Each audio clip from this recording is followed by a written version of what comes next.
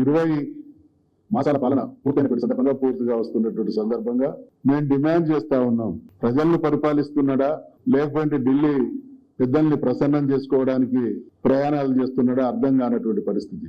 ఈ 600 రోజుల కాలంలో ఆయన దాదాపు 200 రోజుల పాటు బయటనే ఉన్నాడు. అంటే రాష్ట్ర గాలి మోటార్లో తిరగడం, రాష్ట్రాన్ని గాలికి వదిలేయడం, గాలి మాటలు మాట్లాడడం, పైగా ఢిల్లీకి పోతేనో బొంకులు, వీడికి వస్తేనో రంకులు. ఎవరు ప్రశ్నించినా, ఏ సమయం చూసినా, ఏ సందర్భం చూసినా, ఎక్కడ మాట్లాడినా ఎదుటి వాళ్ళ మీద ఎదురుదాడి చేసేటువంటి మాటలే కనబడతాయి. కానీ అర్థం చేసుకొని సుపరిపాలన అందించాలనేటువంటి విజ్ఞత లేని పరిస్థితిని మనం చూస్తున్నాం. ఇప్పుడు హాస్టళ్ల పరిస్థితి ఎంత దయనీయంగా తయారైంది అని అంటే, ఈ రోజు కూడా ప్రతిరోజు విద్యాశాఖ స్వయంగా ముఖ్యమంత్రి గారు చూస్తున్నటువంటి శాఖ.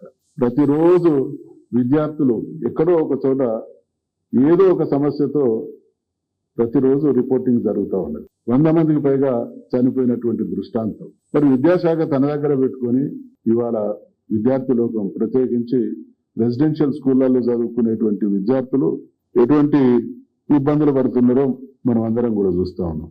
గతంలో 2014కు ముందు కాంగ్రెస్ అధికారంలో కొనసాగుతున్నటువంటి సమయంలో ఎరువులకు, పురుగుల మందులకు, విత్తనాలకు పోలీస్ స్టేషన్ల ముందట, షాపుల ముందట పడిగాపులు పడ్డటువంటి రోజులను చూసినాం. మేము సంతోషపడ్డాం.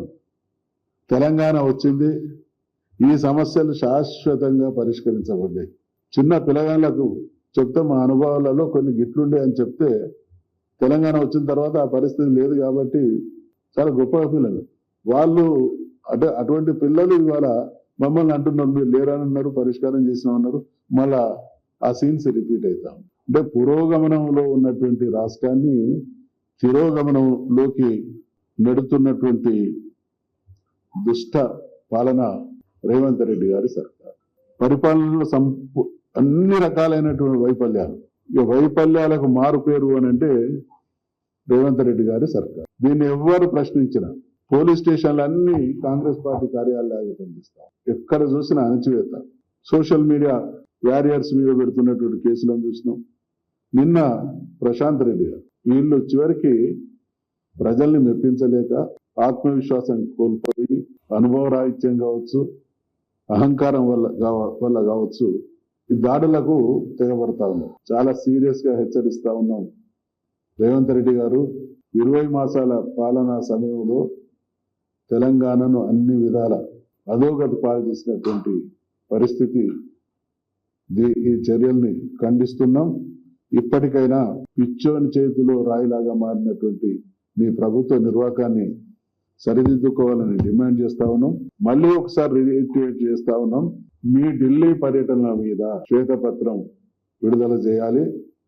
ఢిల్లీ పర్యటన వల్ల ఉనగూరిన లాభం ఏందో, లేదా జరిగినటువంటి నష్టం ఏందో